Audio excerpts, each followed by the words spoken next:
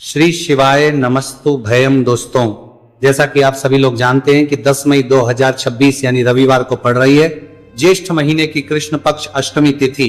और दोस्तों, ये वह तिथि है जो ज्येष्ठ महीने में पड़ने वाली सबसे बड़ी तिथि है, क्योंकि ये रविवार के दिन पड़ रही है और इसका बहुत ही बड़ा और विशेष महत्व होता है।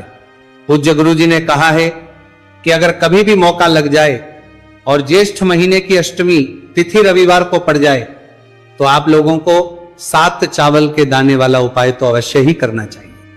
इन दोनों का संयोग बहुत कम आता है और इसी के साथ में गुरुजी ने अपनी शिव पुराण कथा में बताया है कि इस दिन आपको 7 चावल के दाने वाला उपाय तो आपको अवश्य ही करना चाहिए, क्योंकि ऐसा दिन पूरे साल में सिर्फ एक ही बार आता है। और दोस्तों, आप सभी लोग जानते हो कि रविवार अष्टमी तिथि का अगर सबसे बड़ा कोई उपाय है तो 7 चावल के दाने वाला उपाय। तो इस रविवार अष्टमी तिथि के दिन आप लोगों को इस 7 चावल के दाने वाला उपाय को जरूर करना है। बहुत सारे लोग होंगे जिन लोगों ने इस उपाय को ना किया हो, मतलब पूरा महीना निकल गया, उन्होंने किसी भी दिन इस 7 चावल के दाने वाला उपाय को ना किया हो। पर दोस्तों, आपके पास एक आखिरी मौका बचा हुआ है जो कि 10 मई के दिन है। तो इस दिन आप लोगों को इस वाले उपाय को जरूर कर लेना है। भले ही आपने पूरे महीने भर इस उपाय को ना किया हो, पर अगर आपने इस ज्येष्ठ महीने के रविवार अष्टमी तिथि के दिन अगर इस वाले उपाय को कर लिया तो आपको इस उपाय को करने का वह फल मिलेगा जिसकी आपने कभी कल्पना भी नहीं करी होगी।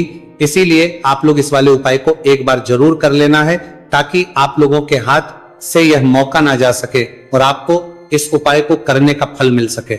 दोस्तों, यह उपाय पंडित जी ने अपनी अभी की ही श्री शिव महापुराण की कथा में बताया है, जिस उपाय को आज हम आपको बहुत अच्छे से समझाने वाले हैं। इस वीडियो को देखने के बाद इस उपाय को के लिए आपको कोई और वीडियो को देखने की जरूरत नहीं पड़ेगी। तो चलिए दोस्तों, उपाय को शुरू करते हैं। देखिए, यह इस ज्येष्ठ महीने के रविवार अष्टमी तिथि के दिन ये इतना खास होता है, इतना महत्वपूर्ण होता है। देखा गया है कभी कभी बड़े बड़े पूजा पाठ अनुष्ठान से जो मनोकामना पूर्ण नहीं होते, वह ज्येष्ठ महीने के रविवार अष्टमी तिथि के दिन एक छोटे से उपाय करने से ही आपकी मनोकामना हो जाती है। और बहुत सारे लोगों ने इस उपाय को किया भी है और उनको इस उपाय को करने का फल भी जरूर मिला है। अगर आप लोग भी इस उपाय को करना चाहते हैं तो आप इस उपाय को पहले अच्छे से समझ लेना, सुन लेना, उसके बाद करना। आपको इस उपाय का फल जरूर मिलेगा और इस उपाय को कर लेने से आपके घर में चाहे किसी भी प्रकार की दोहक और समस्या क्यों ना चल रही हो, आपको उसका कारण भी नहीं पता है कि भाई ये समस्या किस कारण से चल रही है। कुछ भी कारण हो सकता है, जैसे पितृदोष हो सकता है या किसी भी तरह का मंगल दोष भी हो सकता है। तो इस दिन आप लोगों को यह वाला उपाय कर लेना है। ये एक ऐसा उपाय है जिस उपाय को अगर किसी विशेष दिन पर किया जाए तो भाई उस विशेष दिन का जो है वह तो हमें मिलता ही मिलता है। पर हमने उस दिन पर इस उपाय को किया है तो हमें उससे भी बड़ा फल मिलता है और फल बहुत जल्दी मिलता है, क्योंकि आप इस उपाय को बहुत ही बड़े और विशेष दिन पर कर रहे हो। तो अब उपाय के बारे में बात करते हैं, लेकिन उससे पहले आप लोगों को यह जानना आवश्यक है कि आखिर यह उपाय किस समय करना है, किसको करना है और कैसे करना है। तो चलिए हम आगे आपको वीडियो में एक एक करके बता देते हैं। लेकिन उससे पहले अगर आप लोग हमारे चैनल पर पहली बार आए हैं या फिर मेरी आवाज आज पहली बार सुन रहे हैं तो हमारे चैनल को सब्सक्राइब जरूर कर लेना और इस वीडियो को लाइक करके कमेंट बॉक्स में श्री शिवाय नमस्तु भयम ओम नमः शिवाय जरूर टाइप कर दे। तो दोस्तों, इस 7 चावल के दाने वाला उपाय को हमें इस रविवार अष्टमी तिथि के दिन कैसे करना है, किसको करना है, किस समय करना है और कहां पर करना है, ये सारे सवालों के जवाब आपको इस वीडियो में मिल जाएंगे। और जो ये वीडियो देखेगा भाई उसको 7 चावल के दाने वाला उपाय जरूर करना चाहिए, क्योंकि इस दिन एक चावल के दाने का भी बहुत ही बड़ा और विशेष महत्व होता है। और जब बात आ जाए 7 चावल के दाने वाला उपाय की तो ये सोने पर सुहागा वाली बात हो जाती है और ये एक बहुत ही बड़ा उपाय हो जाता है इस रविवार अष्टमी तिथि का। तो अब दोस्तों, इस 7 चावल के दाने वाला उपाय को आखिर करना किसको है, सबसे पहले हम लोग वो बात जान लेते हैं। तो देखो, घर की जो बड़ी माताएं बहनें होती हैं, उन माताओं बहनों में से कोई भी एक बड़ी माता बहन इस वाले उपाय को कर सकती है। और दोस्तों, अगर आप चाहें तो अपने घर में से सभी सदस्यों को भी इस उपाय को सकते हैं। अगर किसी व्यक्ति की खुद की कोई मनोकामना है, खुद की कोई दुख और परेशानी है जो कि वो अपने लिए ही करना चाहता है इस वाले उपाय को, तो वह खुद अपने लिए भी कर सकता है।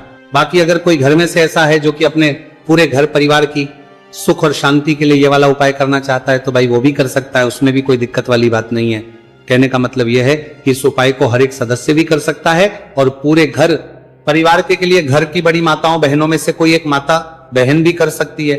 माताएं बहनें अगर घर में उपस्थित ना हो या वह ये वाला उपाय ना कर पा रही हो तो फिर घर का कोई बड़ा सदस्य भी इस 7 चावल के दाने वाला उपाय को कर सकता है, चाहे फिर वह पुरुष ही क्यों ना हो, उसमें कोई भी दिक्कत वाली बात नहीं है।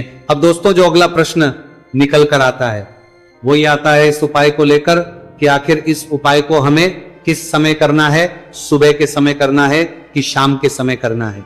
तो देखो इस वाले उपाय को आप लोग सुबह के समय भी कर सकते हो और शाम के समय प्रदोष काल में भी कर सकते हो। अब अगर आप पूछो कि भाई सबसे उत्तम समय कौन सा रहेगा इस 7 चावल के दाने वाला उपाय को करने का, तो हम आपसे बस यही कहेंगे कि इस उपाय को आप सुबह के समय करेंगे तो ज्यादा बेहतर होगा। बाकी अगर प्रदोष काल शाम के समय भी करेंगे तो भी अच्छा होगा, उसमें कोई भी दिक्कत बात नहीं है।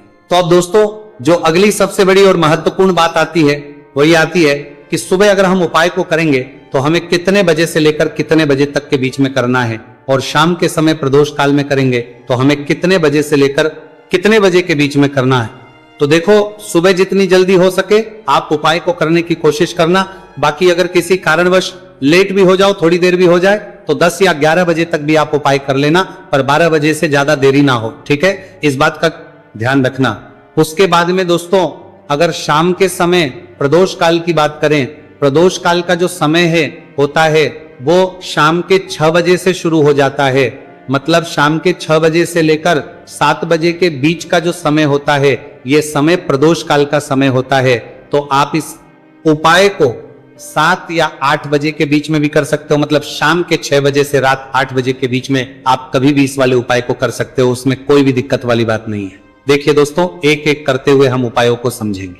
सबसे पहला उपाय बहुत ही आसान सा उपाय है। देखो यदि आपको ऐसा लगता है कि बाबा आपकी सुन ही नहीं रहे हैं, बाबा आपकी मनोकामना परिपूर्ण कर ही नहीं रहे हैं, आपने कई उपाय कर लिए, कई आपने इच्छाएं महादेव के सामने रख दी, लेकिन आपकी मनोरथ जो है वो परिपूर्ण हो ही नहीं रही है और आप चाहते हैं कि वह मनोरथ जो आप कई दिनों से बाबा से मांग रहे हैं वो परिपूर्ण हो जाए, तो आपके जीवन के दुहक तकलीफ है ये सब दूर हो जाए। देखिए हो सकता है आपके घर में कोई कोर्ट केस चल रहा है या आपके घर में बहुत ज्यादा लड़ाई झगड़े चलते हैं, तो आपके घर में अगर शांति नहीं है, आपके घर में धन की कमी है, धन की वजह से आपके घर में बहुत ज्यादा लड़ाई झगड़े चल रहे हैं, तो आपकी तकलीफ दूर होने वाली है। स्वयं नंदी जी वाला यह विशेष उपाय है। नंदी जी के कान में कुछ बोलना है, नंदी जी के कान में इस प्रकार से बोलना है और आपकी मनोकामना परिपूर्ण हो जाएगी। देखो क्या क्या चीजें को लेनी है, पहले यह समझ लीजिए आपको लेना होगा एक बेलपत्र 3 पत्ती होनी चाहिए, कहीं से भी खंडित नहीं होना चाहिए, ठीक है। बेलपत्र के साथ में आपको लेना है पीला चंदन, मात्र 1 बूंद छोटी सी टिकी आपको लगानी है। बेलपत्र में इसीलिए थोड़ा सा ही पीला चंदन आपको लेना है और इस पीले चंदन के अंदर थोड़ा सा जल मिला देना है ताकि गीला हो जाएगा, पेस्ट के रूप में तैयार हो जाएगा। आ गई इतनी बात समझ में। अब आप क्या करना है, आपको साथ में लेना है 7 चावल के दाने।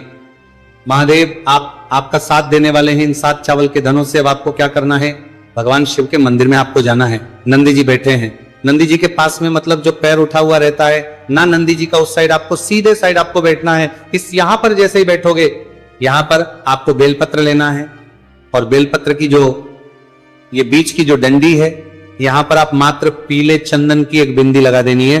पीले चंदन की बिंदी लगा दी।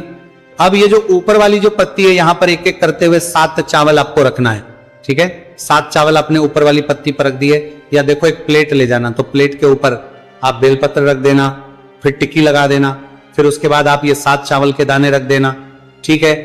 अब आपको क्या करना है, जहां पर आप नंदी जी के वहां पर बैठे हो तो नंदी के कान में आपको आपकी जो भी इच्छा है, जो आप चाहते हैं कि महादेव परिपूर्ण करें, और नंदी जी के कहने पर महादेव आपकी मनोकामना निश्चित तौर पर परिपूर्ण करेंगे। तो आपको क्या करना है, नंदी जी को कान में आपको बोल देना है जो भी आपके दुहक तकलीफ है, जो भी आपके कष्ट है वो सब दूर हो जाए, ऐसी आपको कामना करना है। और नंदी जी के कानों में आपको बोल देना है, जो भी आप चीज बोलेंगे वह नंदी जी भगवान शिव से विनय करके बोलेंगे, और नंदी जी की बात भगवान शिव नहीं टालते हैं। और इसीलिए जो भी इच्छा है, आपकी जो भी कामना है वो आपको विशेष बोलना है और उसके बाद आपको वहां से उठना है। ठीक है, नंदी जी को कान में मनोकामना बोल दी, फिर उठना, फिर उसके बाद भगवान शिव के वहां पर जाना और ये जो बेलपत्र है, ये बेलपत्र चिकना वाला साइड जो है और भगवान शिव के शिवलिंग के ऊपर इसे अर्पित कर देना है। अर्पित कैसे करोगे? जो बेलपत्र का जो चिकना वाला साइड है वो नीचे की साइड हो जाना चाहिए।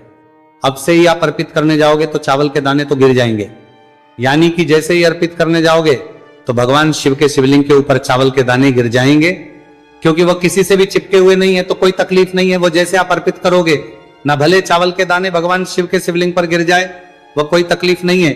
बस आपको ये जो बेलपत्र है ये आपको उल्टा अर्पित कर देना है, यानी कि जो पीला है भगवान शिव के शिवलिंग पर स्पर्श होना चाहिए और इस प्रकार से आपको अर्पित कर देना है। डंडी का जो हिस्सा है जलाधारी की तरफ हो जाना चाहिए। बस इतना सा प्यारा सा उपाय एक बार करके देखिए, निश्चित तौर पर महादेव आपकी जो भी मनोरथ है, जो बाबा से आप कई दिनों से मांग रहे हैं, वह निश्चित तौर पर परिपूर्ण हो जाएगी। आ गई इतनी बात समझ में? देखिए अब हम बात करते हैं दूसरे उपाय की। देखिए यह उपाय जीवन ऊर्जा का है, रविवार का दिन है और अष्टमी तिथि है। अगर आपके जीवन में बहुत ज्यादा अंधकार है, अगर आपके घर के जो बच्चे हैं बहुत ज्यादा सोचते हैं, या आपके घर में कोई भी ऐसा व्यक्ति है बहुत ज्यादा सोचता है, डिप्रेशन में रहता है, तनाव उसको है, तो तनाव को मुक्त करने के लिए यह उपाय है। अगर उसके भाग्य में जीवन में तेज की प्राप्ति नहीं है, तेज यानी कि ऊर्जा नहीं है, उदासी रहती है, जीवन में आलस है, तो फिर उस व्यक्ति को यह उपाय करना चाहिए। कोई काम करता भी है तो उसमें सफल नहीं हो पा रहा है, तो विशेष ये व्यक्ति, विशेष ये उपाय उसी व्यक्ति को करना है। देखो इस उपाय के लिए आपको क्या क्या सामग्री लेना होगी। सबसे पहले तांबे का एक पात्र लेना, उसके अंदर घर से आपको जल भरना है। अब इसी जल के अंदर आपको लाल चंदन डालना है। एक चुटकी डालें, थोड़ा ज्यादा डालें, जितना आपको डालना है आप डालें। लाल चंदन जो होता है वो तेज की वृद्धि करता है। रविवार के दिन लाल चीजों का उपाय करना बेहद शुभ होता है, और हो सके तो लाल रंग के कपड़े पहन करके अगर आप ये उपाय करेंगे ना तो और भी शुभ होगा।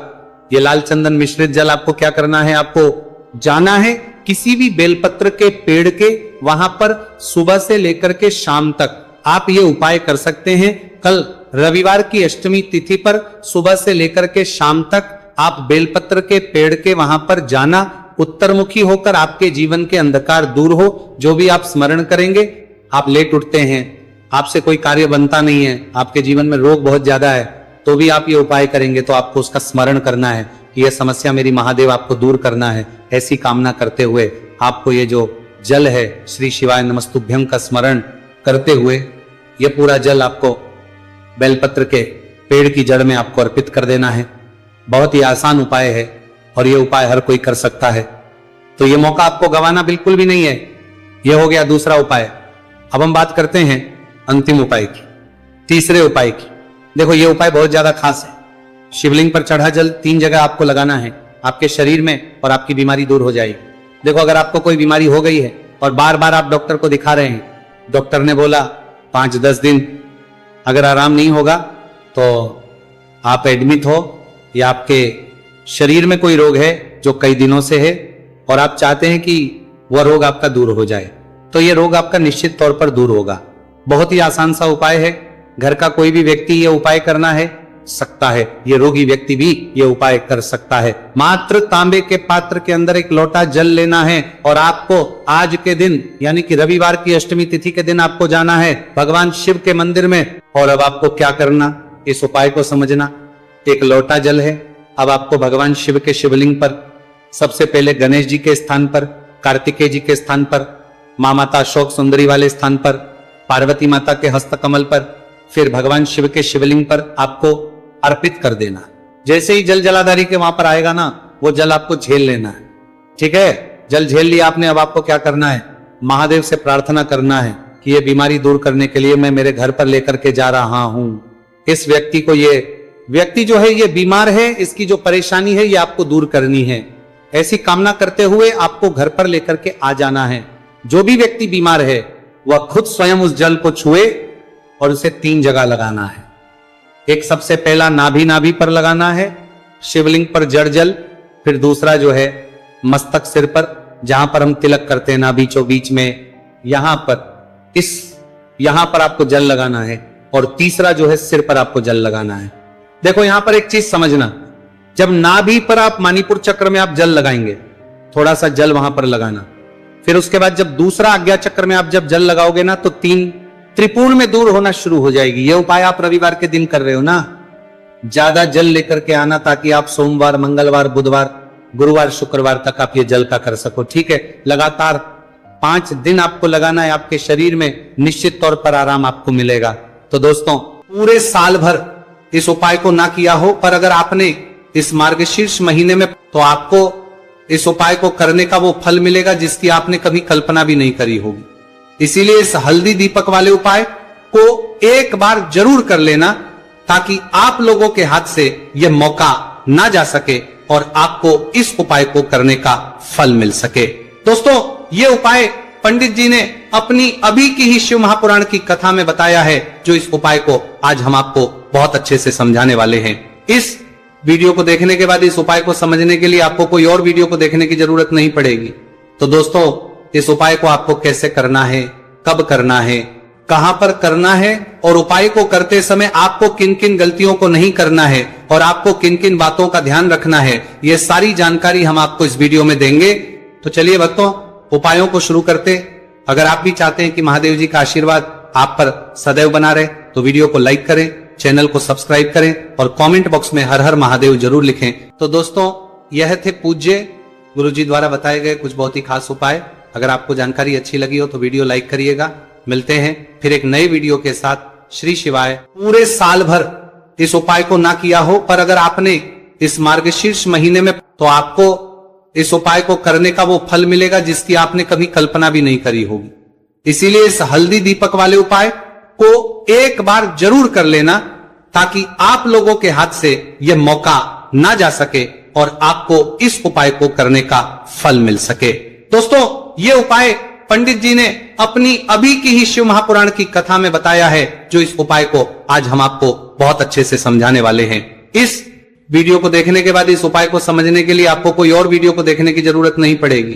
तो दोस्तों, इस उपाय को आपको कैसे करना है, कब करना है, कहां पर करना है, और उपाय को करते समय आपको किन किन गलतियों को नहीं करना है, और आपको किन किन बातों का ध्यान रखना है, ये सारी जानकारी हम आपको इस वीडियो में देंगे। तो चलिए भक्तों, उपायों को शुरू करते।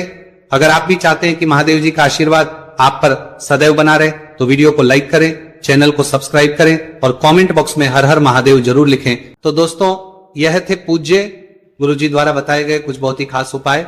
अगर आपको जानकारी अच्छी लगी हो तो वीडियो लाइक करिएगा। मिलते हैं फिर एक नए वीडियो के साथ। श्री शिवाय।